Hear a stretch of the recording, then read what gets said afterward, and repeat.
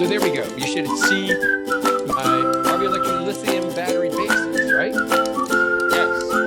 Except it's on the laptop. So they see my. What now? It's on. I enabled 2 screens. I'm going to disable 2 screens. Where in the heck is the printer? Because it went on the laptop screen. Yeah, not if you on the... you want to disable that because you want everything to show up on one screen. You just want to mirror your main thing. I do indeed. Use dual monitors. No, I've got all of the participants on the one page, and then you're like blown up really on an enormous monitor right in front of me, that's scary. I look like, yeah, it is scary. I look like I should be on like some Arctic fishing adventure. Yeah, I like that. Yeah. Hi, Captain. I'm on another. Well, I caught those crabs. You need a parrot. You need a parrot on your shoulder. Right. RV electricity. Right. That's it. That's it. So we had people who said they were coming back for this. So okay, well, you still have got what, 5 minutes? You got 10 minutes. Oh, 10, 12. We got 10 minutes. Look, here comes Peggy. She's got a bar. A bar? You mean like a? Oh. Yeah, not like that kind of. Not the good kind of bar. There's three. There's like 3 different kinds. There can be like a candy bar. There can be a like it's a breakfast like a bar they're gonna smack you in the head with. There can be a place you can actually get a drink. How many bars are there? There be. I don't know what. You bars of pressure, right? So many bars of pressure. Right. There's 4 bars. Yeah, you could pass the bar exam. Bar exam. There's 5 bars. Wow. Or some people you might not be able to pass the bar. What if you bar somebody? Is that spelled the same way? Oh, right. That too. 6 bars. Right. See, I'm a student of the English language for what's that's worth. Yeah, it's a weird one. It's definitely. That is one heck of a bar none. Oh. So your connection is looking very stable right now. All good? Yes. Yeah. I think there are fewer people here because I was actually able to look at Facebook, which is the biggest challenge of them all. It's just, it is such a hog for bandwidth. So, hey, wait, my computer said live with Mike Sokol in 10 minutes. It just blopped it because it's doing you a little warning. You're ready. We're ready, man. We're ready. Yeah, we're on. We're on. I think, Peggy, you might want to help these folks with the QR code because they're having issues. Oh no, they're typing it in. They're going. They're going. We have a contest. We're giving away 2 RV soft starts. Oh, and neat. A Go Power 100-watt portable solar kit with their new Duraflex panels, and some subscriptions to Girl Camper magazine. That's a great contest. Yeah, it really is, and it's free to enter. In probably next week, I'm going to be doing a complete test of soft start technologies. So I've got 4 different soft starts lined up. So I've got the traditional one here from Soft Start RV. I've also got a Chinese version that looks crazy that you can get for $100. And then I've also got the ones from who's the first one that did it? Drats. Let me see if I can remember. Micro Air. And then I have another prototype product. You're welcome to grab seats if you like. They do good work. There's a company called Leisure Coachworks. They are former people from Alpha, the old RV manufacturer, and now they have their own RV repair place. And so we're just talking to them. Oh, I see Tom. There's a Tom B that's on there. I see Tom B and Gord are now signed up. Yes. We've got 2 other participants. Yep. Don't worry, this is painless. You know, last year I was teaching this all year to students. I had to learn how to use this in the middle of changing my entire live sound practicum class Yeah. into this, which, you know, in a practicum class, you're supposed to actually go physically set up drum kits and do miking. Man, that was hard to figure out. It was tough. Yeah. Let's see if I can point it so you can see across the way. Yeah. Yeah, look at that. That's my stomach. But Okay. across the way is Wicked Truth Band, and it's an all electronic drum kit. Oh, neat. Oh, no, I've done a ton of those. Oh, you know what? I know what my newest toy is that I want. Do you know what a clavichord is? Yes. Stevie Wonder clavichord. I found a guy, they put a whammy bar on this thing, like a guitar whammy bar. And you can bend notes on a clavichord like a guitar player can. Ooh. And there's this guy doing Voodoo Child from Hendrix they're smart. on They're a clavichord with a wah pedal. Good golly, he's good. Wait, I can go out in the sun with these fine folks. And I have a second microphone. Look at them. Yeah, I'm set up today. I have my Rode wireless. Oh, I can barely see you, but that's okay. I have my Rode Wireless Go mic here somewhere. And then we have another one on a stick. Like this one. This guy. He's got a stick. I don't have a stick. Well, I can't make any jokes I can think of that are appropriate about that. No. Let's not go there. No, that's why I'm not making them. So, I know. Speak softly. Carry big because stick, you have a mic and carry a big stick. I knew there's one in. Yeah. Well, you know, the nice thing about that, you could actually put a flag on that mic stick, just like you would, just like you would a regular, television broadcast.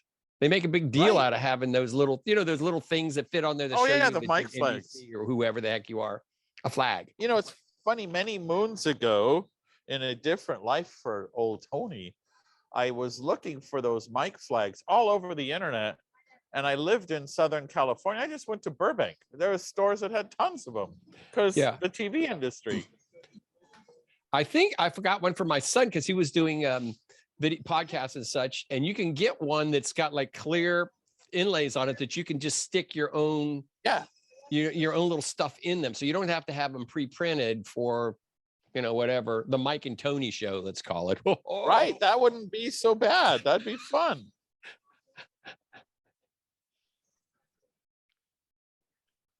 Let's see. Sokol and Barthel on the road. Here comes Dale. We're seeing Dale. And everybody back there here okay? That's just, you have a separate speaker set up, don't you?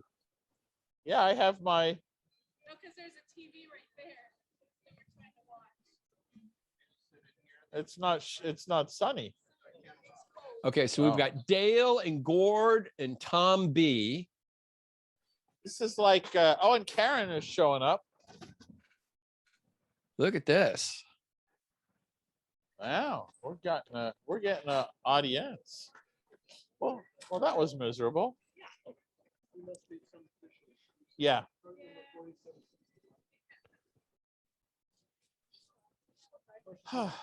Next year, we are going to arrange this differently to put the travel trailer on the side where the blow-in is coming from, so the sun can hit our tent in the morning. So right now I've got my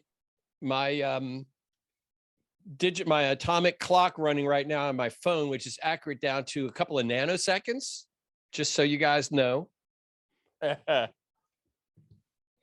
We also have one on the computer in the upper. Well, I know. Everybody doesn't understand. Everything you've got is accurate down to about 5 nanoseconds because all it does is just looks at the GPS clock, and that's how accurate they are. Yeah, it's funny. It's no more winding our watches. I wonder how hard a hit the watch industry took from the Apple Watch. I don't know. That'd be an interesting thing. My one son is one of those metrosexual kind of guys who likes to dress up. You know what I mean? So he's got really beautiful mechanical watches. He just loves them. And his twin brother doesn't. So it's okay. So you can always tell which one is which. Kevin's got the fancy. And he looks at the watch and says, "Oh, I like that one." I said, "Kevin, I'm not buying you $1,000 watch for your birthday. Just give it up, man." Right. I really like those, but I have a drawer full of pretty high-end watches. You know, there's an eBay purchase, because the Apple Watch just works so well. So, and it's unfortunate because I do like the mechanical nature of those, especially ones with all the little dials and shows the moon. I love those. Yeah, I love those things. And we have antique clocks all throughout the house. So sometimes if you hear something bonging, I've got one that was built really, really early 1800s by a coffin maker. Over in Boonesboro, and he hand carved all of the wood stuff on it. It is absolutely gorgeous, and it's got weights inside instead of springs, and it's got weights that come up. And you got a hand crank and everything. And my wife works at this. She gets them all bonging at the same time. So you get like 4 or 5 grandfather clocks and wall clocks and mantle clocks and bong, bong, bong, and it's like, oh, just get it over with. We of course we have a cuckoo clock that I bought in Germany, but we also have an anniversary clock, which is also fascinating because there's a thing with little balls on it that spins back and forth. Anyway. So we've got Karen and Dale and Gregory. Well, look at this. We're getting some peeps in here. Indeed. How are we looking and sounding to you guys? Are we okie dokie? Raise your hand if you can hear me. Oh, wait. Yeah, see. See. I'm getting a thumbs up from Karen. Yeah. Yeah. Zoom is actually pretty incredibly cool for the basic stuff. I can actually port in a more advanced front end to this, but I've decided to keep it simple. I'm doing the KISS principle for these so that Tony and I don't screw this up too badly. Well, and the challenge is we are standing on the Midway in Quartzsite, and the connectivity here, abysmal would be kind. And so the fact that we're able to pull this off is just 5, 4, 3, 2, 1. We're up. All right. It actually did a 5-second countdown. Oh, well, we are live from the Midway and the Funkstown Lab with Mike Sokol, the RV electricity expert. And we are going to chat about upgrading your RV to lithium power. Right. Okay. Hi, everybody, and welcome. If you've got questions, if you'll just send them in as a comment here, and Tony will try to read them off to me as we go. I think that worked the other day, did it not? Yeah, it worked well. And so I've got about, 10 or 11 slides to get the party started. And then we can discuss and answer any questions you might have about that. So let's see. And there's all my clocks going off in the background. Bong. Greg Brott is saying he is not hearing anything. If you cannot hear us, let us know. Wiggle. You should be able to, because we hear each other.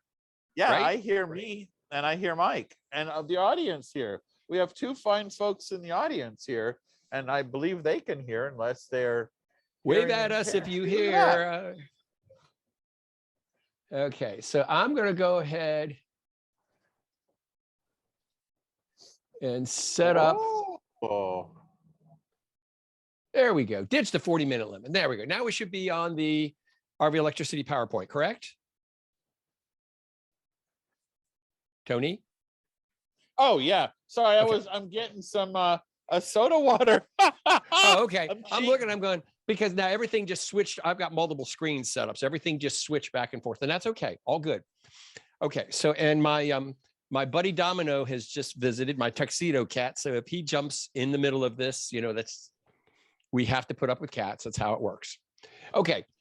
So I know a fair amount about lithium batteries. I've been experimenting with them for the last couple of years, and I've got some good industry connections that I keep asking about. So everybody's interested in it for a lot of reasons. Let me go through a few reasons and describe basically what you might need to consider if you're going to be upgrading to lithium.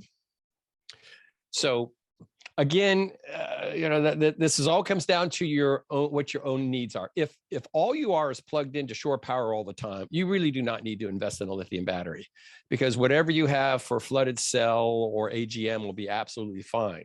But once you unplug, then it becomes important.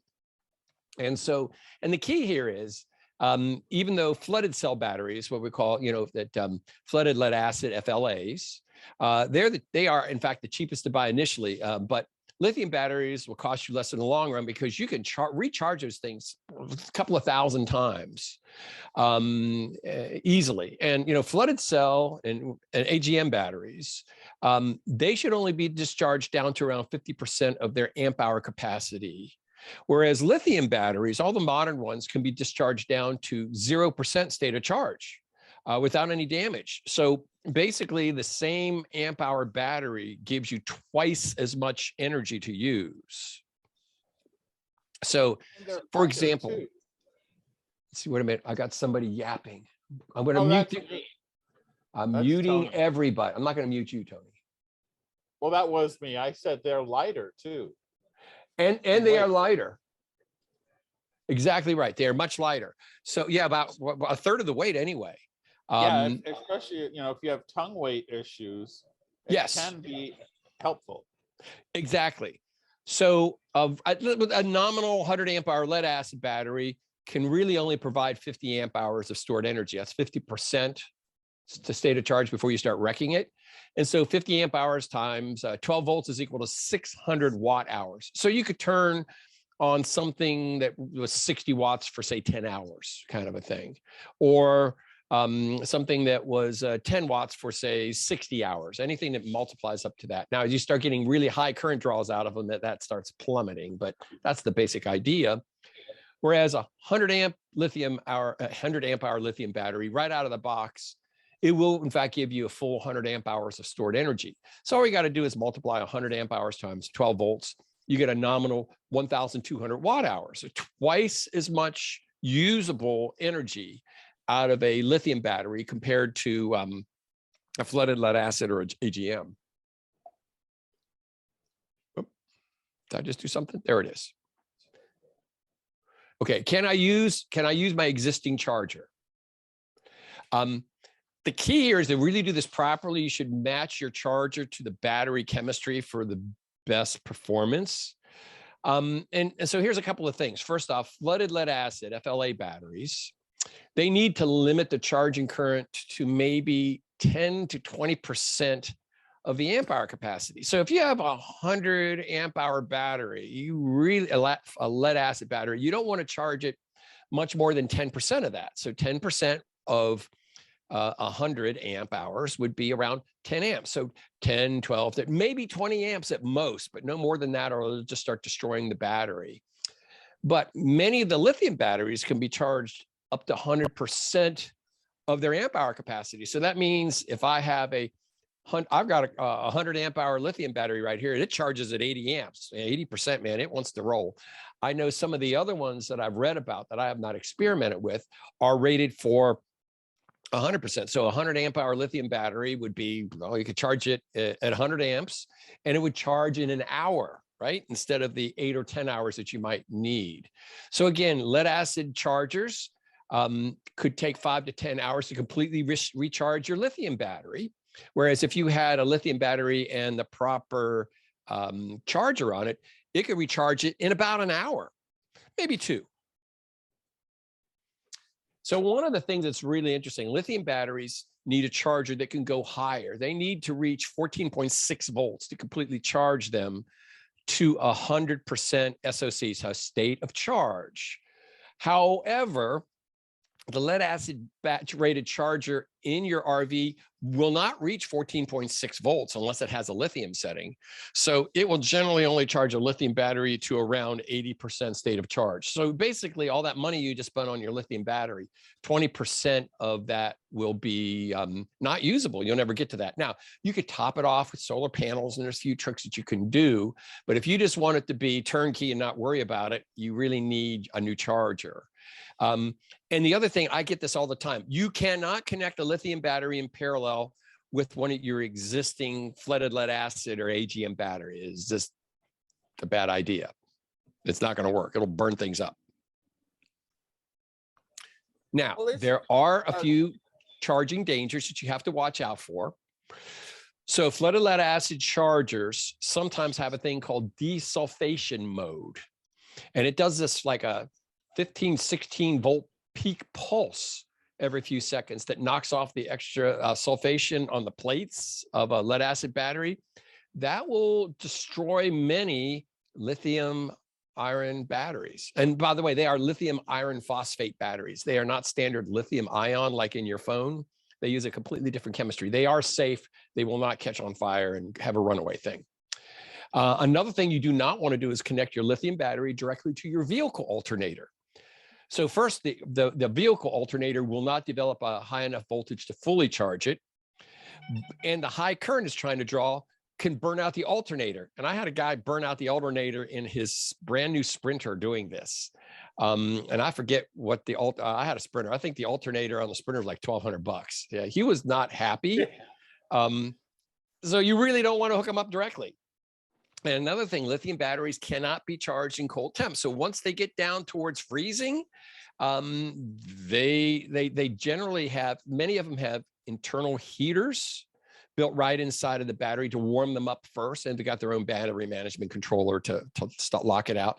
Or sometimes what they'll do is they'll add blankets, heating blankets to warm up the battery first. And I think that that's a pretty good trick. All the modern ones that I've seen lately in the last year have got some sort of their own built-in temperature lockout. So they will not allow you to charge them when the temperature gets really, really cold. Or what they'll do is they'll start running their own internal heaters. Once they come up to enough temperature, then they'll begin charging. It's just the nature of the beast. However, you can discharge them perfectly fine all the way down into sub-zero temperature. That will not hurt lithium batteries at all to use them like that. Oh, another thing that I should note that I didn't put in here, one of the advantages of lithium batteries, they only lose perhaps 1% of their charge per month when they're sitting there if you disconnect them. I mean, I had one last year that I used, a Brighter Products battery. And I had charged it up, I left it at 90%. Late in the fall, put it in my garage, pulled it out in the spring, and the darn thing, it only lost like 8%, 9% of the state of charge. So whereas a lead acid battery, we're not used to that. They can lose more than 10% per month, easily 10, 12%. So, you can lose 30, 40% easily just over winter storage without thinking about it, which is why we always put some sort of a maintenance charger on flooded lead acid and AGM batteries, but then it's not required at all on lithium batteries. In fact, they don't like it. So there is a product, it's called a DC to DC charger that works pretty well. So another thing, let's say that you got lithium batteries inside of your RV, and you expect your vehicle, your tow vehicle, your truck or whatever, to charge it up. That's probably not going to work real well. And here's the problem. First off, that 7-way trailer plug is current limited to around 10 amps. And a lot of times you only get maybe 5 or 6 amperes of current through there, which can be a really, really long time to charge stuff up, and generally not even enough to keep an inverter and a residential refrigerator running in your trailer. And the other problem is you won't be able to fully charge your RV batteries if they have a different chemistry from your tow vehicle battery. So, you're going to be limited in voltage to that flooded lead acid. Most of them are flooded lead acid with what they call maintenance free. You can pop the caps off of them, but they just don't have caps you can change. So again, you will never charge it up fully.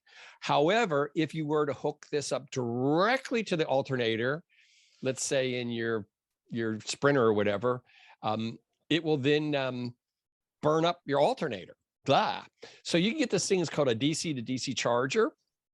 So what it does is you can fully charge your AGM or lithium batteries in your RV, and it also limits charging amperage, which protects your alternator from burning up. So they look like this. I've got some of the Red Arc products here to play with, and I've got the one that's a combination charger. So it not only does what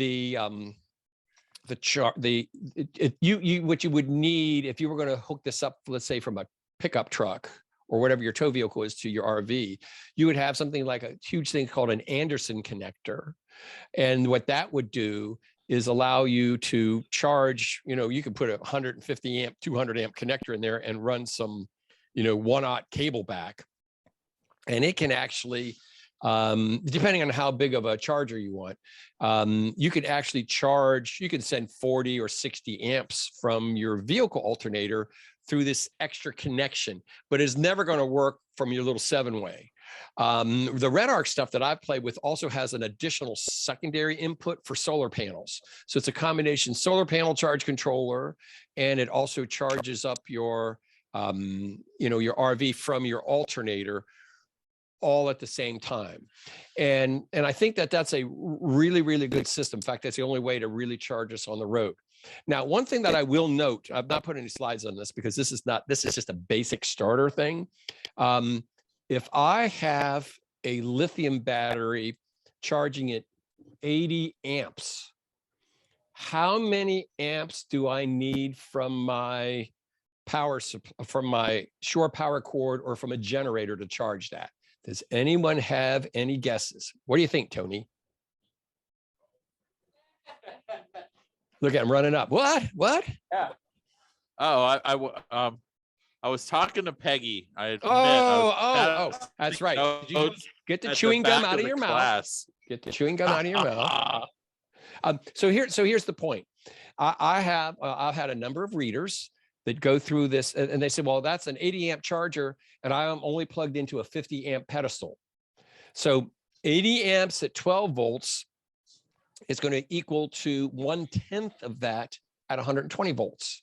So an 80 amp charger on your battery may only probably draw 8 to 10 amperes over on the 120 volt side. So you could easily use a 2000 watt generator to go through an 80 amp charger and completely charge your batteries up in your RV in maybe an hour or two. It's just how this works. And that's simply because the difference between 12 volts and 120 volts, it's a factor of 10. So it really is, what you do is you multiply the voltage times the amperage to find the wattage. The wattage on both sides should be the same minus a little bit of losses. So people don't understand, when you step down to 12 volts, your conductors get 10 times as big in terms of area in order to reduce voltage drop. And that freaks a lot of people out, but that's just how it is. Like I said, I've done some experiments with Red Arc. There's a few others. Yes.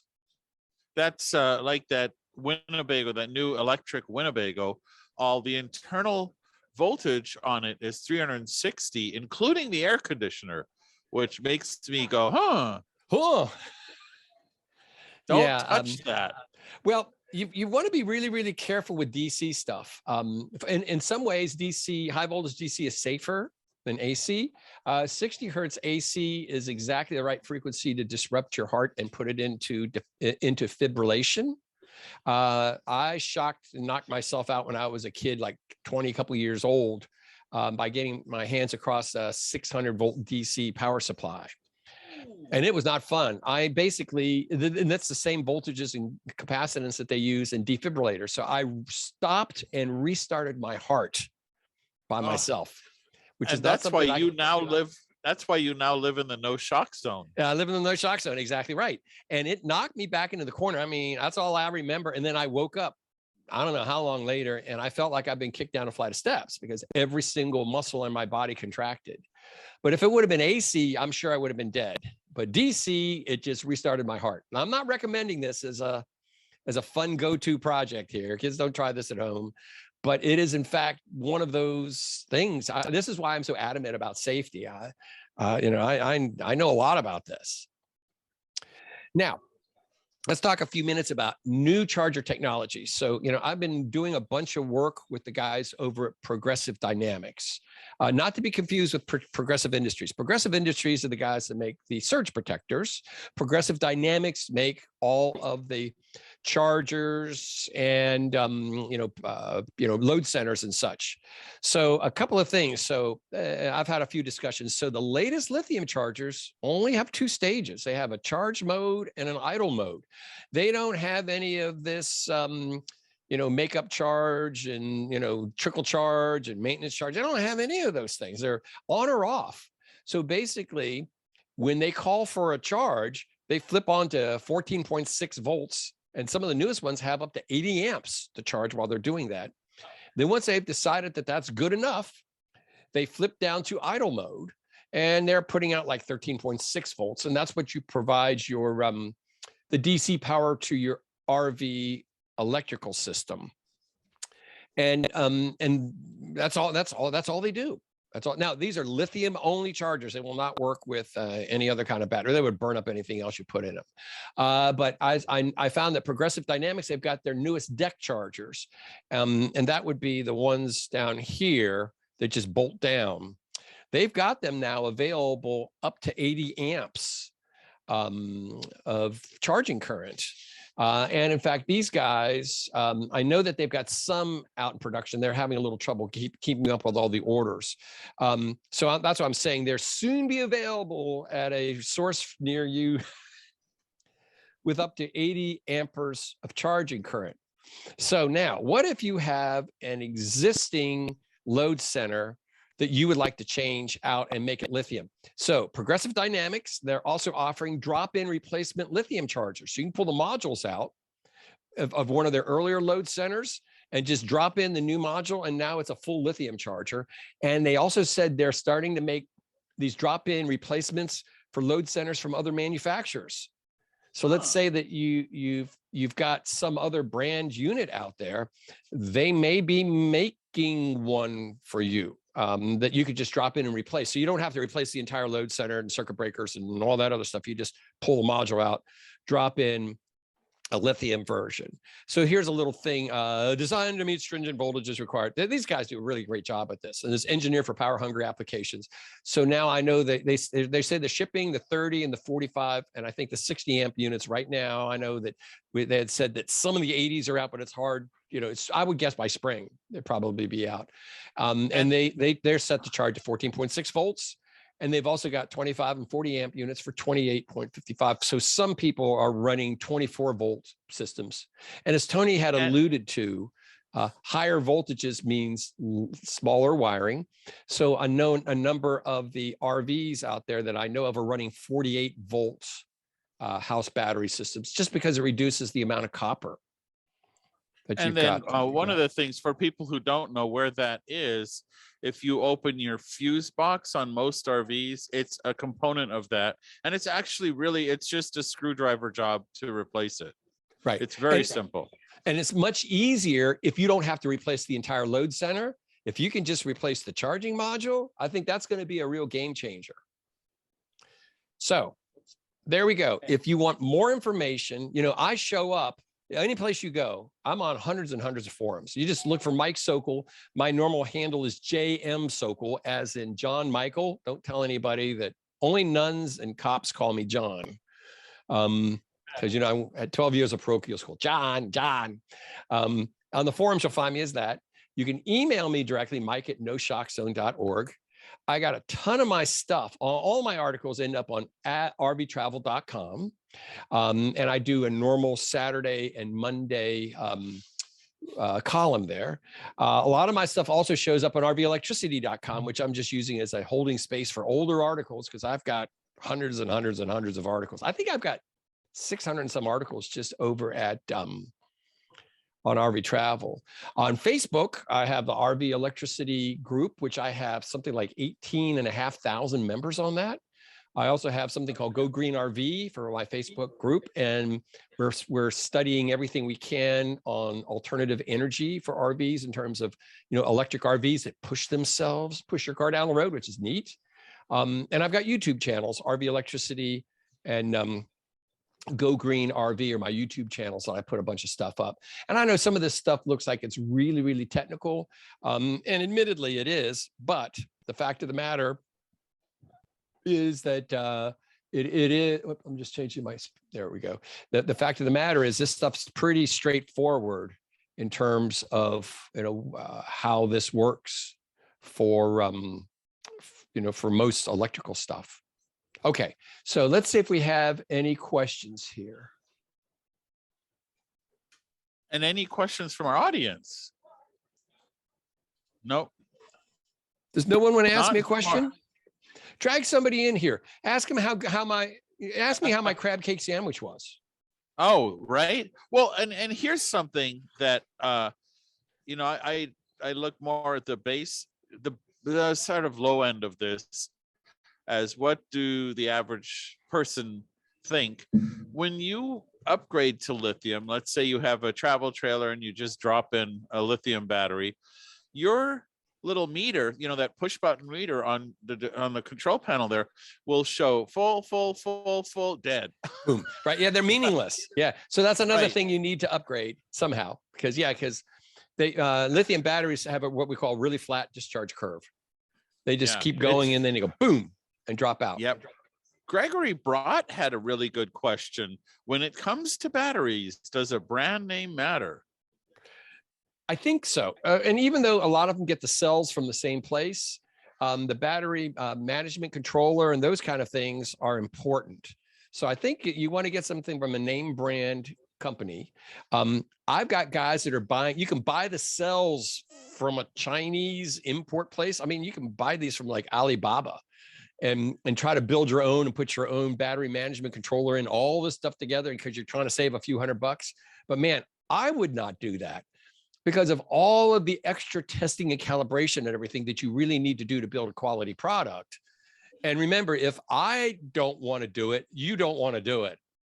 I'd rather get one from somebody that's tested. I know Battleborn's very, very, you know, they're making stuff like crazy. Who's selling stuff at the show here? Lion Energy, who has been a partner of Stressless Camping for 3 or 4 years, and we have had a lot of our listeners and readers buy Lion Energy products. They are guaranteed for life, and we have had not one person complain about the products. I think they make a solid product. And a number of the other ones, I've got a Master Volt 400 amp hour battery in my GeoPro trailer, and that's got 570 watts of solar panels on the top. And they're making 200s now. It's starting to get more common. Yeah, Battleborn just came out with their, I forgot what they're called, but they're a 270 amp hour battery that the industry is loving. In fact, Courtney from the Flipping Nomad, I don't know if you can see her trailer. Yeah, so that's her trailer. It's got 4 of those in it. So she's got 1,080 amp hours of lithium battery, and she has, I think, 1,600 watts of solar. I don't remember. She told me it's a ridiculous amount. Yeah, one of the development trailers that I was hanging out with over at the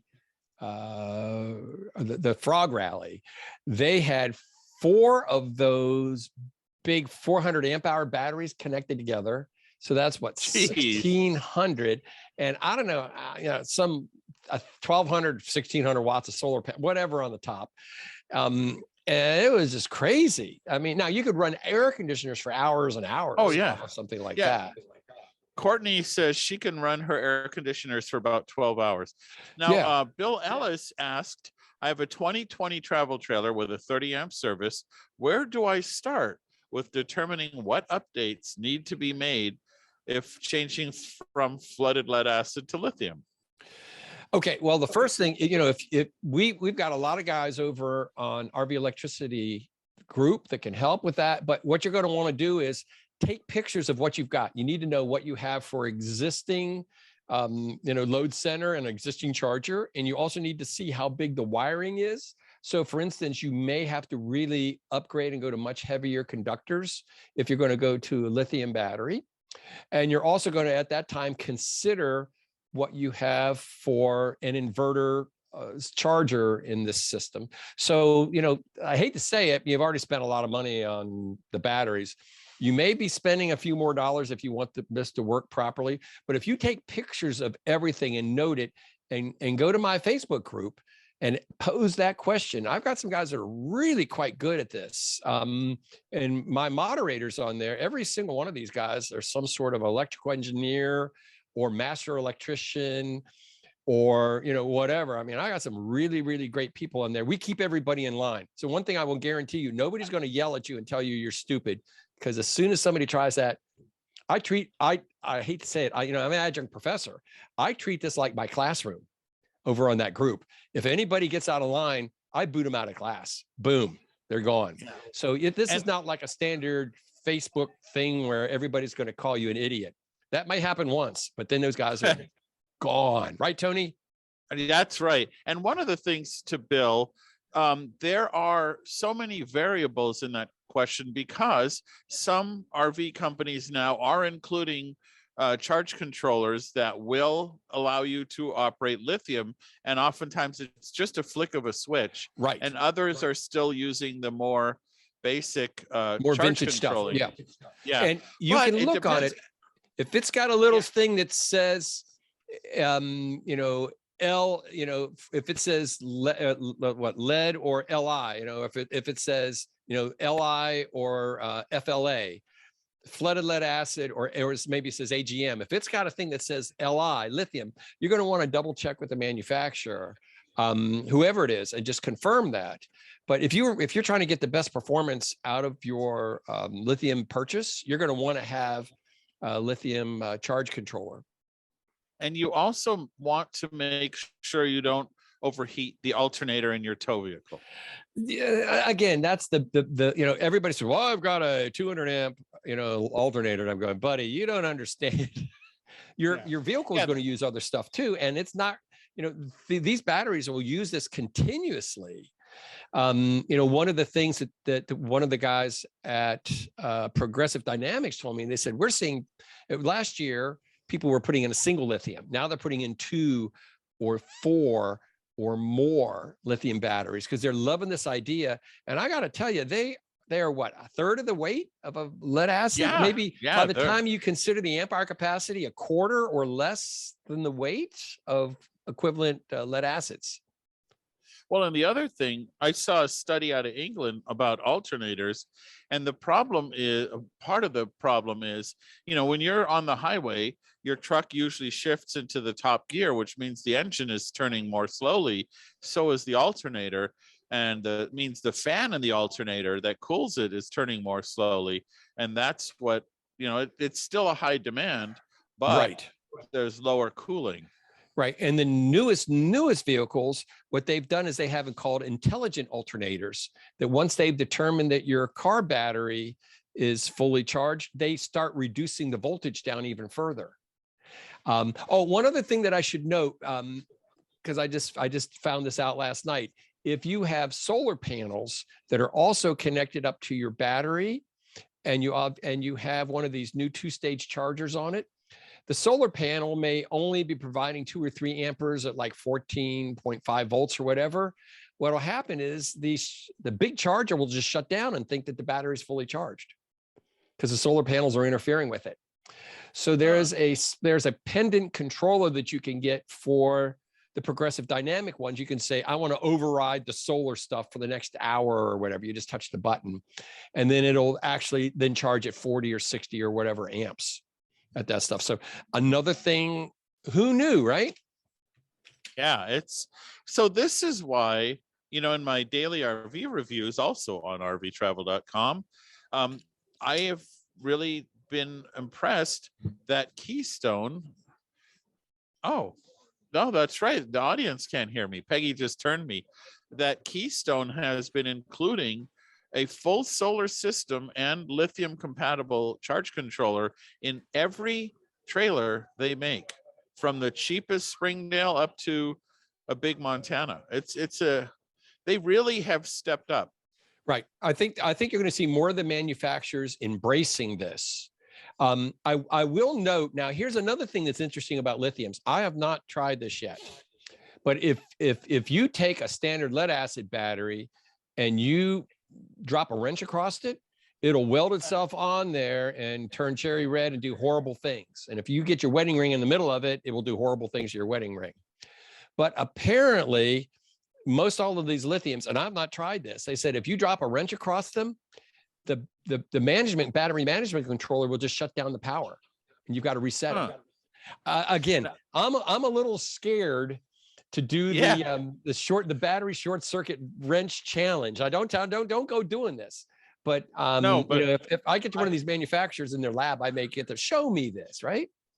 Yeah, I always wanted to get a friend to urinate on my electric fence, and now I want to get that same dumb friend to do this wrench challenge. But we always did that someone on the else's farm. lithium batteries, not mine. We always did that on the farm. We get the kids to pee on the fence.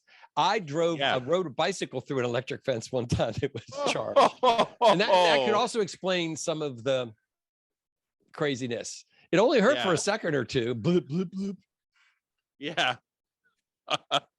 Oh, man. Okay. Any other questions we've got? No, but Jeff Baker says he has Relion lithium batteries and loves them. You know, I think that a lot of these manufacturers are doing a great job putting this stuff together.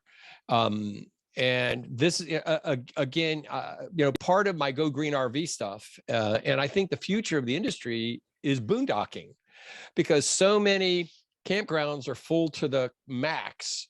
And I, for one, don't want to go in a campground and then open the door and bang into the RV next to me. No. I live out in Western Maryland. There's some just absolutely gorgeous campgrounds, like in West Virginia, what they call rustic kind of campgrounds. And all they are is gravel road going back and a gravel pad, and that's it. Yeah. And I love the idea. Well, I'm finding more and more that it used to be your battery would wear out before your holding tanks. Now, the thing is, the holding tanks are the limitation as opposed to the batteries. Right. And if any of you guys watch me, I'm starting to do, I got a pellet smoker for Christmas, and I'm starting to do tests. I just ran a test last weekend making chicken wings off of the battery that's in my my Geo Pro 19-foot toy hauler. And you know, that's silly, the amount of power that you have available for that stuff. Yeah. So Jeff Baker says that he has 300 amp hours of lithium, 650 watts of solar, and a 3,000 watt pure sine wave converter charger, and he has isolated his chassis and house battery. So I'm going to assume he has a motorhome. Right. That's what it sounds like. Yeah. And again, we're seeing, you know, this, you know, 200, 400, 800 amp hours of capacity. So you can figure it, you know, I think the other thing that's going to happen is more efficient air conditioners. If you read any of my blogs and such, you can see that I installed a 12,000 BTU air conditioner, a mini split DC inverter air conditioner in my house, you know, not my RV. And I measured it. First off, the noise level was only like 38 dBA, which is quiet enough that I could record acoustic guitar while the thing's running. I mean, it's just crazy. And the second thing, it used half of the power of my old school regular AC induction compressor air conditioner. And it's a heat pump. Yeah. I can spill the beans on this because I have no horse in this race, but Truma, the German RV company, they have a Truma Aventa air conditioner that I think in European tests used 4 amps, but that's 240 volt to operate. But US, I think, is 8 amps at 120, as opposed to about 14. Yeah, I know. I've been out there. I've seen their plant. No, I know, but I wasn't sure what you could talk about. Oh yeah, but I can say that much. But they also Okay. have they have a most gorgeous environmental test chamber out there that I could pull a semi truck in and run the temperature up and down. Seriously, I mean, it's neat. No, I know. Yeah, And that's when you see the when you see those RVs that say we've been rated down to 0 degrees testing. They tested it at Truma. yeah, I know it's really neat. That it's a fabulous place. And they're right there in Elkhart, Indiana. Yeah. So and I don't Sure. think you can get a tour, so don't ask. But Tony and I are industry insiders. Well, I was at, there's a Truma booth here, and as I think I've told you, I want to build a cargo trailer into a travel trailer. Right. And I asked if I could I'll buy it, an Aventa and their Truma, the combination water heater and space heater. Right. And the lady looked at me and flat said, no. Might as well have said 9. It is the German company. So yeah. Well, that's just how this works. But yeah, we get to experiment a lot. So be it. Yeah. So how do you have any other questions going on here? No, I think we have educated folks and hopefully provided some good value. Yeah. Okay. So Jeff says not yet, RV manufacturers only, which I realize, but we can try to pull strings with our audience that we have. And he has a Truma Aquago, and he said, yes, I have a motorhome. I think a lot of this stuff is fascinating. And I'm doing a few other studies with alternative energy technologies out there that I can't really talk about. I'm under NDA all over the place. Good golly. Right. But this stuff is here's yeah. Sorry. Go. Sorry. Here's something I do know. If you've looked at some of the articles we've posted on RV Travel about RVs coming out, or prototypes like the electric Thor motorhome, they say, and it's 300 miles with a fuel cell as a component of that. Well, for those of you who might look back in time, remember that Thor bought the American branch of Heimer, and Heimer was heavily involved with a company called Watt Imperium, which made propane fuel cells. I bet you I can pretty much pinpoint which fuel cell they're talking about. I know all about it, but I can't say.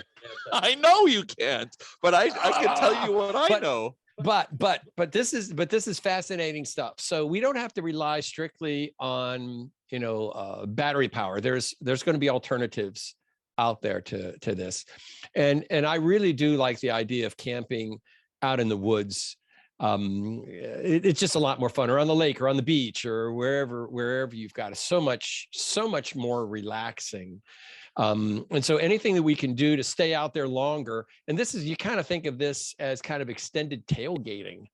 Yeah. And remember, anything that you do like this would be like the best tailgating vehicle you could possibly get. I mean, talk about cool. Well, and here we are at the Quartzsite Sports Vacation and RV Show, and I am literally boondocking right on the midway. Like I could go over there and touch my trailer. It's the coolest thing ever. Okay, so do we have any other questions, or are we done for the day? What do you think, Tony? Well, I don't see any other questions. Gregory Brott said, excellent meeting. Thank you to all, and have a great day. I have a feeling Gregory's leaving. Oh, no, I see him there. He's there. Well, what we're going to do is by next week at some point, we'll go ahead and get the stuff uploaded and stuck over on a YouTube channel somewhere, so you can see us ad nauseum. Yeah, indeed. Well, thank you, everybody, for coming. And also, as always, a pleasure, honor, and privilege to spend some time with you, my friend Mike. Thank you. And same here. So much fun. And howdy, hi to everybody out there. And howdy, hi and bye. Is that the aloha? Is that how that works? Whatever. Yeah, auf Wiedersehen if we're speaking Truma. Yes, all good. All right. Thank you all for spending the last 40 minutes or so with me. And remember, you can find a lot of my articles, just about everything, over on rvtravel.com. And, if you've got questions, I've also got a forum over there. If you just Google Mike Sokol, I come up everywhere. So have fun and stay safe out there. Thank you very much, Tony. Thank you, Mike. Have a great day. Thanks, everybody.